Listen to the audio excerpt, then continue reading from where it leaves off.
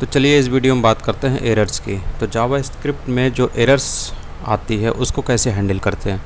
तो इसके लिए आपके पास 4 कीवर्ड होते हैं, इनको आपको समझना ज़रूरी होता है। Try, catch, throw, finally. तो ट्राई जो कीवर्ड होता है इसका मतलब होता है कि आपको एक ब्लॉक बनाना पड़ेगा। तो उस ब्लॉक में आप उसी कोड को रखते हैं जिससे एरर जनरेट होने की चांसेस होती है। तो ये जो ब्लॉक होता है, कोड ब्लॉक होता है, इसी को ट्राई कोड ब्लॉक कहते हैं। जो ट्राई जो ब्लॉक होता है इसमें ऐसे कोड को रखा जाता है जिससे एरर जनरेट होने की चांसेस होती है, और कैच ब्लॉक में ऐसे कोड को रखा जाता है जो इस ट्राई से आने वाली एरर को हैंडल करता है, और फाइनली में ऐसा कोड रखा जाता है जो एरर आए या ना आए, मतलब कैच में जो कोड पड़ा है वो चले या ना चले, लेकिन फाइनली में जो कोड पड़ा हुआ वो ज़रूर रन करता है। क्यों कोई ऐसी चीज़ जिसको आप रन कराना ही चाहते हैं, भले ही एरर जनरेट हो या ना हो, मतलब ट्राई कैच का आउटपुट कुछ भी हो, फाइनली में जो कोड पड़ा हुआ है, फाइनली जो कोड ब्लॉक है उसमें जो रन पड़ा हुआ है वो ज़रूर रन करेगा। और थ्रो जो होता है वो इसी का जो है कस्टमाइज फॉर्म है, मतलब थ्रो के ज़रिए हम लोग छोटे से कोड से ही एरर, कस्टम एरर्स को डिफ़ाइन कर सकते हैं। तो यही सब इसमें दिया हुआ है, यही बता रहा है कि एरर्स विल हैपन। जब एरर्स होती है तो क्या होता है। When executing Java script code different errors can occur. Errors can be coding errors made by the programmer. Errors जो होती है वो प्रोग्रामर के द्वारा की जा सकती है, या फिर किसी रॉन्ग इनपुट के ज़रिए हो सकती है, या कुछ ऐसा हो सकता है जो कि आप नहीं समझ पा रहे हैं, तो उससे एरर जनरेट होती है।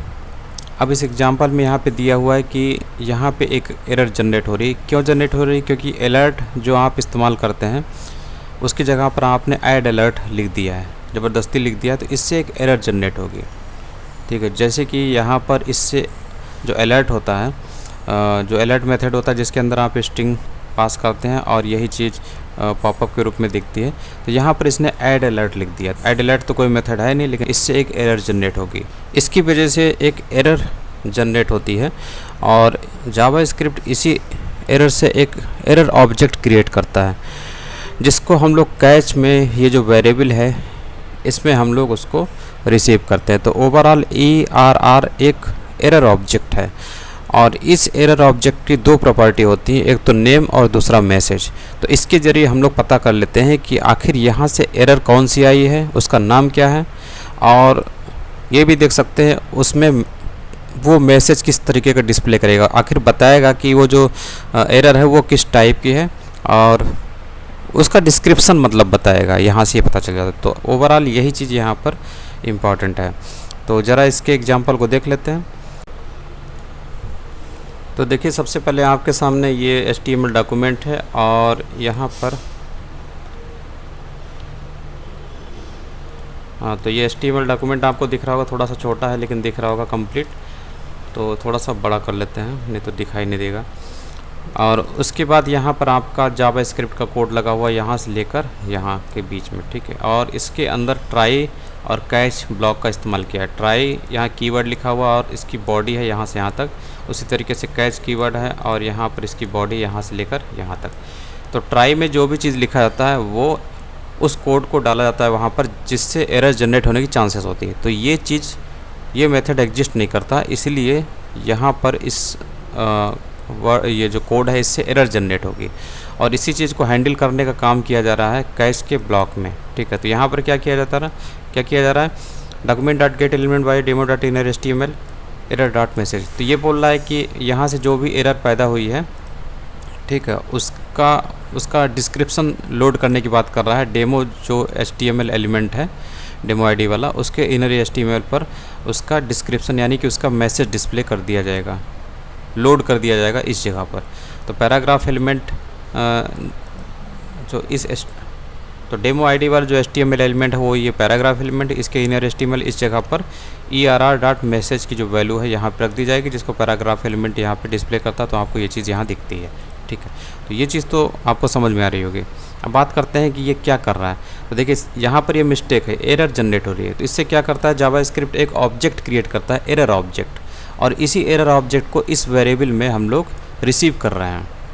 ठीक है। तो ERR क्या है, एक ऑब्जेक्ट है, एरर ऑब्जेक्ट है। और एरर ऑब्जेक्ट जो होता है उसकी चीज़ों को हम उसमें दो प्रॉपर्टीज़ होती हैं, एक तो नेम होता है, दूसरा मैसेज होता है। इन दोनों प्रॉपर्टी के ज़रिए हम लोग एरर से संबंधित जो उसका नाम है, एरर का नाम, और जो एरर का जो डिस्क्रिप्शन, जिसको हम लोग मैसेज बोल सकते हैं, ये हम लोग पता चल जाता है। तो नेम और मैसेज के ज़रिए एरर के बारे में हम लोग जानकारी प्राप्त कर सकते हैं, किस टाइप की एरर है, उसका नाम क्या है। ठीक है। तो ERR.message से ही, यानी एरर ऑब्जेक्ट से हम निकाल रहे हैं मैसेज को, जो कि इसकी वजह से जावास्क्रिप्ट ने क्रिएट किया था। यहाँ पे जो मिस्टेक हुई थी उसकी वजह से जावास्क्रिप्ट ने एक एरर ऑब्जेक्ट बनाया था। तो उसके नाम को और उसके मैसेज को हम लोग, मतलब मैसेज मतलब होता है उसमें जो डिस्क्रिप्शन लिखा हुआ है वो किस टाइप की एरर है, ये हमें पता चल जाता। तो ERR.message से आपको यहाँ पे पता चल रहा है कि ये क्या चीज़ है, किस टाइप की एरर है। ठीक है। तो ऐड अलर्ट जो है इज़ नॉट डिफाइंड, तो ये मैसेज है इसमें पड़ा हुआ। उसी तरीके से हम जानना चाहते हैं किस टाइप की एरर है, तो यहाँ पर हम दूसरी प्रॉपर्टी लगा देते हैं, नेम। ठीक है। तो अब आपको यहाँ पे दिखाई देगा ये किस टाइप की है, रेफरेंस एरर है ये। ठीक है, ये होता है। उसके बाद है जावास्क्रिप्ट ट्राई कैच, तो ये तो वही दिया हुआ है। यहाँ पर ये चीज़ दी हुई है कि जो चीज़ आपने यहाँ पे देखा कि अगर यहाँ पे एरर जनरेट, ट्राई में जो भी कोड है, अगर यहाँ पर एरर जनरेट होती है तब तो जो है कैच वाला ब्लॉक चलता है। ठीक है, क्योंकि उसे इस एरर को हैंडल करना है। और अगर यहाँ से कोई एरर जनरेट नहीं है, यानी ट्राई में जो भी कोड पड़ा हुआ वो कोई एरर जनरेट नहीं कर रहा है, तो कैच को रन कराने की ज़रूरत ही नहीं है, तो कैच रन नहीं करता है। ठीक है। तो बस यही यहाँ पे दिया हुआ था। और ये भी है कि ट्राई कैच जो होते हैं वो पेयर्स में ही होते हैं, जैसे ट्राई है तो कैच होगा। तो यहाँ पर ट्राई और कैच का सिंटेक्स दिया हुआ, देख लीजिएगा आप। उसके बाद है जावास्क्रिप्ट थ्रोज एरर्स। ये क्या काम करता है, When an error occurs, JavaScript will normally stop and generate an error message। जब भी कोई एरर होती है तो जावास्क्रिप्ट जो होती है नॉर्मली जो होती है स्टॉप हो जाती है और एरर जनरेट करती है। In technical term for this JavaScript will throw an exception throw an error. तो टेक्निकल टर्म में बोलें तो जावास्क्रिप्ट एक एक्सेप्शन थ्रो करता है या फिर एक एरर थ्रो करता है, इसी को हम लोग बोल सकते हैं। JavaScript will actually create an error object with 2 parameter. तो इसमें जावास्क्रिप्ट क्या काम करता है, एक एरर ऑब्जेक्ट क्रिएट करता है जिसके 2 पैरामीटर, 2 प्रॉपर्टीज होते हैं, नेम और मैसेज, जिसके ज़रिए ऑब्जेक्ट से संबंधित जो जानकारी होता है उसको वो खींचता है। ठीक है, गेट करता है, जैसे उसका नेम क्या है एरर का, और उसमें मैसेज किस टाइप की एरर है, मैसेज क्या है। ठीक है। अब ये थ्रो स्टेटमेंट कैसे इस्तेमाल करते हैं। Throw statement allows you to create a custom error. ये कस्टम एरर जनरेट करने के लिए इस्तेमाल किया जाता है। जैसे कि technically you can throw an exception throw a error. Exception can be a JavaScript string, number, boolean, ये सब है। जैसे यहाँ पर एग्जांपल दिया हुआ है, जैसे आप यहाँ पे लिख दीजिए थ्रो के आगे टू बिग। ठीक, या फिर ये इसको लिख सकते हैं 2500। इस टाइप में आपको यहाँ पर लिखना है, जो भी चीज़ लिखेंगे वो एक मैसेज रहेगा। ठीक है। तो वो कब जनरेट होता है, जब इससे पहले जो हम लोग टेस्ट करते हैं उसके बाद ही हम लोग ये, जैसे इफ़ ब्लॉक हो गया उसमें कोई टेस्टिंग हो गई, टेस्टिंग अगर वह सफल नहीं हो रहा है तो हम लोग ये थ्रो कर रहे हैं। ठीक है। तो ये इस तरीके से इस्तेमाल होता है। If you use throw together with try catch you can control program flow and generate custom error message. तो ये बोला ट्राई कैच के साथ आप थ्रो को इस्तेमाल कर रहे हैं तो आप कंट्रोल प्रोग्राम का जो फ्लो कंट्रोल है उसको कंट्रोल कर सकते हैं। उसके बाद इनपुट वैलिडेशन एग्जाम्पल। तो इसमें थोड़ा सा दिया हुआ है कि जैसे हम लोग कोई चीज़ फॉर्म हो गया उसको इनपुट करते हैं तो उसी का यहाँ पर एग्जांपल दिया गया, तो उसको कैसे कंट्रोल कर सकते हैं। जैसे कि इसमें देखिए कैसे ये कर रहा है, जैसे कि यहाँ पर है, तो यहाँ पर आपने कोई चीज़ डाला, मान लीजिए हम लोग GS डालते हैं। ठीक है, टेस्ट इनपुट। तो यहाँ पे क्या बोला है, please input your number 5 to 10। आप डाल रहे हैं यहाँ पर करेक्टर्स, तो इसलिए बोल रहा है input is not a number. ठीक है। तो ये प्रोग्राम के कंट्रोल को, प्रोग्राम का जो फ्लो है उसको कंट्रोल करने की कोशिश कर रहा है, यानी कि सही कर रहा है उसको। ठीक है। 4 डालेंगे तब भी क्या कहेगा, टू लो कहेगा, और अगर आप 10 से ज़्यादा डालेंगे तो क्या कहेगा, टू बिग कहेगा, क्योंकि ये सब चीज़ें लिखी हुई हैं। ठीक है। एरर के ज़रिए ये सब थ्रो की जा रही हैं, कोड के ज़रिए एरर को ही यहाँ पे थ्रो किया जा रहा है। तो सबसे पहले देख लेते हैं यहाँ पर। तो यहाँ पे देखिए, यहाँ पे समझना थोड़ा सा आसान है क्योंकि ये थोड़ा सा ज़्यादा है बड़ा। सबसे पहले आपका ये HTML डॉक्यूमेंट है, और यहाँ पर इसने क्या काम किया, कैसे काम करा। ये सबसे पहले आपका एक इनपुट है, इनपुट मतलब ये, इसको इनपुट बोलते हैं, ठीक है, ये इनपुट जहाँ भी इनपुट किया था। और उसके बाद एक बटन इसने बनाया इसके बगल में, यहाँ पे ये बटन है। उसके बाद ये पैराग्राफ HTML एलिमेंट है जिसकी आईडी है P01। उसके बाद यहाँ पर जावास्क्रिप्ट का टैग लगा हुआ है यहाँ से लेकर यहाँ तक, और इसी में ट्राई, कैच और थ्रो का इस्तेमाल किया है। तो यहाँ पर आपको दिख रहा होगा ये बटन है ऑन क्लिक एट्रीब्यूट में इसने एक फंक्शन को लगा रखा है, ठीक है। तो टेस्ट इनपुट नाम के बटन को जैसे हम क्लिक करते हैं तो माई फंक्शन की कॉलिंग होती है, क्योंकि ऑन क्लिक जो एट्रीब्यूट है उसमें इसी फंक्शन को अटैच कर दिया गया है। तो इस फंक्शन की कॉलिंग होती है, कंट्रोल यहाँ पर आता है जावास्क्रिप्ट में, कोड में। और उसके बाद इस फंक्शन की बॉडी कहाँ से कहाँ तक है, यहाँ से लेकर यहाँ तक, यानी पूरा फंक्शन ही है, ठीक है। और तो इसमें क्या होता है, एक मैसेज पड़ा हुआ है, ठीक है। तो document dot gate element by ID P01, तो ये बोल रहा है कि P01 ID वाला जो HTML एलिमेंट है, ठीक, उसको एक्सेस करो। तो इससे HTML एलिमेंट एक्सेस हो जाता है, यानी कि मैसेज में क्या आ जाता है, HTML एलिमेंट आ जाता है। फिर यहाँ पर मैसेज डॉट इनर HTML, तो ये बोल रहा है कि ये जो HTML एलिमेंट है, पैराग्राफ एलिमेंट, इसके इनर HTML पर कोई वैकेंट स्ट्रिंग रख दो, यानी एम्प्टी स्ट्रिंग रख दो, ठीक है। तो यानी कि इस यहाँ पर क्या रख गया है, एक एम्प्टी स्ट्रिंग रख गई है पैराग्राफ एलिमेंट पे, ठीक। उसके बाद ये बोल रहा है कि document dot gate element by ID demo dot value, तो डेमो ID वाला जो HTML एलिमेंट है उसमें जो वैल्यू इनपुट होगी उसको X में स्टोर कर दो, ठीक है। तो डेमो ID वाला HTML एलिमेंट कौन सा, यही इनपुट है, ठीक है, यही इनपुट HTML एलिमेंट है। इसमें जो वैल्यू, इसके जरिए जो वैल्यू इनपुट की जाएगी वो स्टोर होती है X में। यानी कि आप जो यहाँ पर करते हैं, मान लीजिए हम लोग करते हैं 11 करते हैं, ठीक है, तो ये स्टोर होती है कहाँ पर, स्टोर होगी इस X में। और उसके बाद यहाँ पर ट्राई में वो कोड दिए गए हैं जिनसे एरर जनरेट होती है, ठीक है। पहले यहाँ पे टेस्ट हो रहा है इफ़ X स्टार्ट ट्रिम, तो यहाँ पर बोल रहा है कि X स्टार्ट ट्रिम का मतलब है जो X में जो X इनपुट डाला गया है, जैसे कि यहाँ पर 11 है, तो इसके आगे पीछे, यानी कि इसके इधर और लेफ़्ट और राइट दोनों साइड में जो वाइट स्पेस है उसको ट्रिम कर दो, और ट्रिम करने के बाद उसकी कंपेयर करो इस एम्प्टी स्ट्रिंग से, ठीक।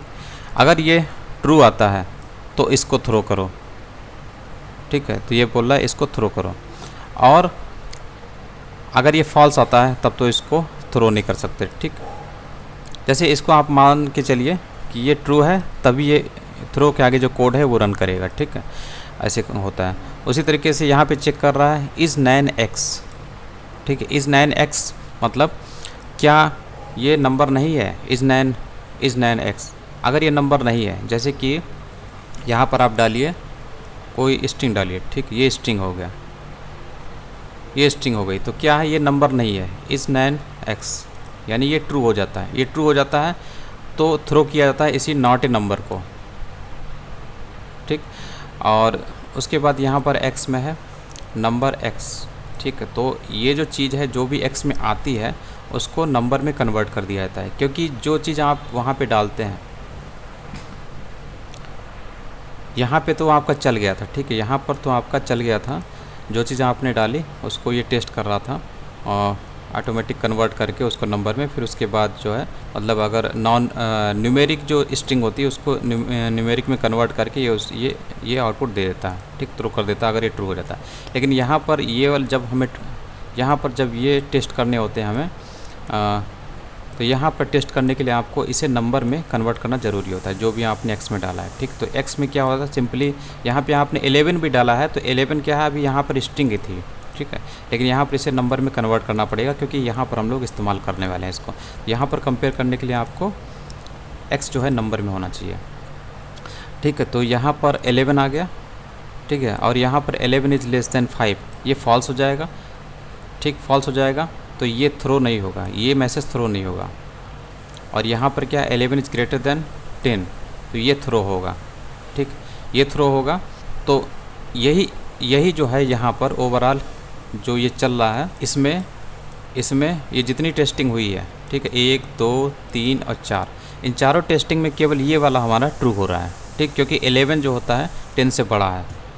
और यहाँ पर जो था इज़ 9 नॉट ए नंबर, ये फॉल्स हो रहा था क्योंकि 11 जो होता है नंबर होता है, ठीक है। तो इस 9 क्या है, ट्रू नहीं है। ट्रू तभी होता जब ये यहाँ पर नंबर नहीं होता, तब ये होता नॉट नंबर, तो अभी 11 मान लीजिए पड़ा हुआ है, 11 ये वाला पड़ा हुआ है, जैसे अभी ये वाला पड़ा हुआ है, तो ये आपका ये वाला नॉट ए नंबर ये चीज़ थ्रो होगी, ठीक है। और थ्रो कहाँ पर होती है, इससे जो एरर जनरेट होती है उसके लिए जावास्क्रिप्ट एक ऑब्जेक्ट क्रिएट करता है जो कि एरर ऑब्जेक्ट ERR में रिसीव होता है, ठीक है। तो ERR क्या है, एक ऑब्जेक्ट है। और मैसेज डॉट इनर HTML यानी कि इसी जगह पर क्या रख दिया जाएगा, इसकी वैल्यू रख दी जाएगी, ठीक है। तो इनपुट इज इतना तो आएगा ही, और ERR से आपको इसमें जो एरर है वो यहाँ पर आ जाएगा, ठीक। चूँकि ये कस्टम एरर है, ठीक है, तो यहाँ पर आपको नेम और मैसेज इस्तेमाल करने की ज़रूरत नहीं पड़ी। ये सिंपली ये जो चीज़ होती है यही आकर इसमें स्टोर हो जाती है, ठीक। आप इसमें नेम और मैसेज इस्तेमाल कर सकते हैं, लेकिन आपको ये जो है यही चीज़ यहाँ पर स्टोर हो जाती है। तो यहाँ से आपको क्या मिला, अभी मिल रहा है आपको ये, क्योंकि आपने अगर यहाँ पे 11 लिखा तो यही चीज़ आपको टू हाई थ्रो होगी, और ये जो है इसमें आकर स्टोर होगी, और यही यहाँ पर आपको ऐड होते हुए दिखेगी इस मैसेज के साथ, ठीक है। अगर हम लोग 11 डालते हैं, ठीक, 11 डालते हैं तो क्या आएगा, देखिए टू हाई, ठीक। और अगर आपको ये वाला थ्रो कराना है, ये नॉट ए नंबर, तो आपको यहाँ पर क्या डालना पड़ेगा, नॉन न्यूमेरिक स्ट्रिंग डालनी पड़ेगी यहाँ पर। यहाँ नहीं कि अगर आप इस टाइप कुछ भी डाल दीजिए, तो अब ये वाला जो मैसेज है थ्रो के बाद ये लिखा हुआ, ये यहाँ पर थ्रो होता है। थ्रो ये होगा और कैच यहाँ पर होगा, यानी ERR में ये चीज़ स्टोर हो जाएगी, ठीक। अब क्या आएगा आपका, नॉट ए नंबर आ गया, यही वाला। और अगर आप यहाँ पे कुछ भी नहीं डालते हैं, ठीक, तो क्या आएगा, ये वाला, क्योंकि ये जो है इससे कंपेयर कर रहा है, और यहाँ से क्या मिल रहा है, एम्प्टी आ रहा है, यानी कि आप कुछ डाल नहीं रहे हैं फिर भी टेस्ट कर रहे हैं, ठीक है। तो ये दोनों ट्रू, इससे ट्रू मिल जाएगा आपको, क्योंकि यहाँ से एम्प्टी मिला और ये एम्प्टी ट्रू हो गया, तो ये एम्प्टी थ्रू करेगा। तो यहाँ पर क्या लिख के आएगा, इनपुट इज एम्प्टी, ठीक, ये चीज़ है। और 5 से अगर छोटा करेंगे, 5 से छोटा नंबर डालिए, मान लीजिए 4 डालते हैं, तो क्या लिख कर आएगा, ये वाला थ्रो होगा, टू लो, ये जाकर इसमें स्टोर होगा, थ्रो होगा, ये थ्रो करेगा यहाँ से, ये चीज़ थ्रो करेगी इस चीज़ को, और ये कैच जो है यहाँ पर पकड़ लेगा, ठीक है, जिसको यहाँ पर यूज किया जा रहा है, ठीक है। तो ये क्या होगा, इनपुट इज टू लो, बस यही चीज़ है इसमें। इसके बाद फॉर्म वैलिडेशन है, तो इसमें ये पढ़ लीजिएगा क्या लिखा हुआ है। फाइनली स्टेटमेंट बोलता है कि ट्राई और कैच, ठीक है, चले या ना चले। मतलब कहने का ये है कि ट्राई तो चलेगा ही जो कोड आपने लिखा है, लेकिन कैच जो है चले या ना चले, ठीक है। फाइनली जो है ज़रूर चलता है, ठीक है, ये इसके कहने का मतलब है। तो इसको भी देख लेते हैं फाइनली के बारे में। तो देखिए यहाँ पर दिया हुआ है ट्राई वाला ब्लॉक, और उसके बाद यहाँ पर कैच वाला ब्लॉक, और ये फाइनली वाला ब्लॉक। तो फाइनली वाला जो ब्लॉक होता है वो चलता ही है, ठीक है, वो चलता है, भले ही कैच चले या ना चले, ठीक है। कैच कब चलेगा, जब ट्राई में कोई एरर होगी, और एरर नहीं होगी तो कैच थोड़ी चलेगा, लेकिन फाइनली तब भी चलेगा। और अगर इसमें ट्राई में कोई एरर है तो कैच तो चलेगा ही, और फाइनली तब भी चलेगा, ठीक, यानी दोनों केस में फाइनली चलता है। कैच चले या ना चले, फाइनली ज़रूर चलेगा, ठीक। और तो हम लोग क्या देख रहे हैं, यहाँ पर एरर कब जनरेट होगी, इससे कब नहीं जनरेट होगी। पहले देख लेते हैं कब नहीं जनरेट होगी। कब नहीं जनरेट होगी, जब हम 5 और 10 के बीच का इनपुट डालें, ठीक है। तो 5-10 के बीच का इनपुट 6 डालते हैं, ठीक। तो आप देखेंगे ये नीचे वाला जो है ये ज़रूर रन करता है, ठीक है। और इसमें क्या दिक्कत है, कि इसी चीज़ को छिपा दे रहा है, ठीक। कि डेमो आईडी वाला जो HTML एलिमेंट है इनपुट, यानी ये जो सेक्शन है इसी को ये एम्प्टी कर दे रहा है इसके ज़रिए, क्योंकि एम्प्टी स्ट्रिंग है, ठीक। और अगर आप यहाँ पर कोई चीज़ लिख दीजिए, मान लीजिए मैं अपना नाम लिख देता हूँ, ठीक। ये क्या काम करेगा, अभी तो आपने डाला यहाँ पर 6 डाला, इसको रन कर लेते हैं पहले। तो 6 डाला, ठीक है। तो यहाँ पर ये क्या रख देगा, 6 से कोई एरर तो होगी नहीं, यानी कि ट्राई में जो कोड पड़ा है, ठीक, वो तो रन करता है, लेकिन कैच नहीं चलेगा, क्योंकि कोई एरर ट्राई से जनरेट ही नहीं हुई। लेकिन फाइनली में जो कोड पड़ा है वो तो रन करेगा ही। तो 6 की जगह क्या लिख के आ जाएगा, ये मेरा नाम लिख के आ जाएगा, क्योंकि जो इनपुट एलिमेंट है HTML एलिमेंट, यानी ये जो बक्सा है यहाँ पे इससे जो बना हुआ है, या इसके ज़रिए यहाँ पे क्या लिख के आ जाएगा, ये नाम लिख के आ जाएगा, ये चीज़ जो मैंने लिखा है, ठीक है, ये चीज़ हो गई। और वहीं अगर ये एरर जनरेट करता है, ठीक, अभी तो एरर जनरेट नहीं कर रहा था, तब ये हाल था। अब एरर जनरेट करेगा, तो मान लीजिए हम लोग AR लिखते हैं, ठीक है। तो AR क्या है, नॉन न्यूमेरिक स्ट्रिंग है। तो नॉन न्यूमेरिक स्ट्रिंग से आपको कौन सा जनरेट होगा, ये वाला, ठीक है, ये थ्रो होगा, ये एरर थ्रो होगी, ये एक्सेप्शन थ्रो होगा। ठीक है, जो इसमें रिसीव होगा, जिसको यहाँ पर इनपुट के बाद आपको लिख कर आएगा ये। ठीक, देखिए input is not a number, और यही चीज़ थी, इज़ नॉट ए नंबर। ठीक है, ये चीज़ लिख के आई। उसके बाद एरर ऑब्जेक्ट, इसके बारे में तो पहले ही बता दिया। JavaScript has built in error object that provides error information when an error occurs. जब भी एरर अकर होती है तो उस समय जावास्क्रिप्ट में एक बिल्ट इन एरर ऑब्जेक्ट होता है, बनता है, जावास्क्रिप्ट बनाता है एरर जनरेट होने के बाद, जिसमें से अगर आपको इन्फॉर्मेशन खींचनी है तो आपको दो प्रॉपर्टीज इस्तेमाल करनी होती है, नेम और मैसेज। ठीक, तो एरर ऑब्जेक्ट ये प्रॉपर्टी नेम मैसेज। नेम क्या होता है? इट सेट्स और returns an error name, message sets और रिटर्न्स एन एरर मैसेज और स्ट्रिंग। ठीक है, एरर नेम वैल्यूज़। तो एरर नेम क्या क्या हो सकती है? अगर नेम का आप इस्तेमाल कर सकते हैं तो किस टाइप की एरर आपको दिख सकती है? ई वैल एरर दिख सकती है, रेंज एरर दिख सकती है, रेफरेंस एरर दिख सकती है, सिंटेक्स दिख सकती है, टाइप एरर दिख सकती है, URI एरर दिख सकती है, और इन सब के बारे में पढ़ लीजिए इनका क्या मतलब है। ठीक, इस टाइप के एरर हैं, इनका नाम एरर का है और यहाँ पे डिस्क्रिप्शन दिया हुआ है। 6 different values are describe below. तो यही जो ऊपर वाली एरर है इसको अब यहाँ पे डिस्क्राइब किया जा रहा है नीचे। ईवल एरर क्या होता है? It indicates an error in the evil function. और यहाँ पे लिखा हुआ है कि न्यू वर्जन जो है JavaScript do not throw eval error, इसकी जगह पर आपको सिंटेक्स एरर इस्तेमाल करना चाहिए। उसके बाद है रेंज एरर। तो रेंज एरर तब आती है जब आप कोई नंबर इस्तेमाल करते हैं outside the range of the legal values, legal value से बाहर इस्तेमाल करते हैं। जैसे यहाँ पर 1 नम में वेरिएबल में जो 1 वैल्यू पड़ी है इसका प्रिसीजन निकाला जा रहा है 2 प्रिसीजन मेथड के जरिए 500। तो ये पॉसिबल नहीं है, इसलिए यहाँ पर आपको जो ऑब्जेक्ट एरर ऑब्जेक्ट क्रिएट होगा ERR, जिसको आप यहाँ पर कैच में रिसीव कर रहे हैं, तो इससे इसका नाम पता चल जाएगा आपको कि क्या किस टाइप के एरर। तो यहाँ पर आपको रेंज एरर यहाँ पे दिखाई देगी, ये देखिए रेंज एरर है। उसके बाद है रेफरेंस एरर। इसको तो हम लोगों ने अभी ऊपर भी पढ़ा था कि रेफरेंस एरर का मतलब होता है कि आप ऐसे वेरिएबल का इस्तेमाल कर रहे हैं जिसको डिक्लेयर ही नहीं किया गया। जैसे कि यहाँ पर y को डिक्लेयर नहीं किया गया, x को किया गया, y को नहीं किया गया, तो ये y क्या क्रिएट करता है? रेफरेंस एरर जनरेट करता है। उसके बाद सिंटेक्स एरर। सिंटेक्स एरर मतलब जैसे आपने लिखने में कोई गलती कर दी, जैसे कि अलर्ट का लिखने का तरीका क्या है, इसके अंदर आपको मैसेज देना है सिंगल कोट या डबल कोट के अंदर। ठीक है, तो यहाँ पर आपने यहाँ पे सिंगल कोट लगा, यहाँ पे नहीं लगा, तो ये मिसिंग है, इस साइड में सिंगल कोट मिसिंग है, इसीलिए यहाँ पर ये क्या देता है? सिंटेक्स एरर देता है। उसी तरीके से टाइप एरर है। जैसे कि आप इस्तेमाल कर रहे हैं if you use A value that is outside the range of the expected type, expected type के बाहर आप इस्तेमाल कर रहे हैं। जैसे यहाँ पर नम है, ठीक, नम में एक वेरिएबल नम जो वेरिएबल इसमें एक नंबर पड़ा हुआ है और आप उस पर मेथड लगा रहे हैं 2 अपर केस, तो 2 अपर केस तो स्ट्रिंग भी इस्तेमाल होगा, इस पर थोड़ी इस्तेमाल होगा। ठीक है, तो ये आपको देता है टाइप एरर। ठीक, तो यहाँ से आपको यहाँ से जो ऑब्जेक्ट क्रिएट होगा एरर ऑब्जेक्ट, जिसको आप कैच में रिसीव कर रहे हैं, तो अगर आप इस ऑब्जेक्ट के जरिए पता करना चाहते हैं किस टाइप की एरर आई है तो ERR.name इस्तेमाल करते हैं, तो यहाँ से आपको नेम पता चल जाता है। नेम में क्या आएगा? टाइप एरर आएगा। उसी तरीके से एक URI है, यूनिफॉर्म रिसोर्स आइडेंटिफायर एरर। तो जो URI फंक्शन होता है उसमें आप इलीगल कैरेक्टर्स जब इस्तेमाल करते हैं, जैसे इस टाइप में किया गया है, यूनिफॉर्म रिसोर्स आइडेंटिफायर एरर देता है। कंप्लीट रेफरेंस यहाँ से देख लीजिएगा, मौका मिलेगा तो इसको हम लोग बाद में देखेंगे और एक्स्ट्रा जो देखना होगा।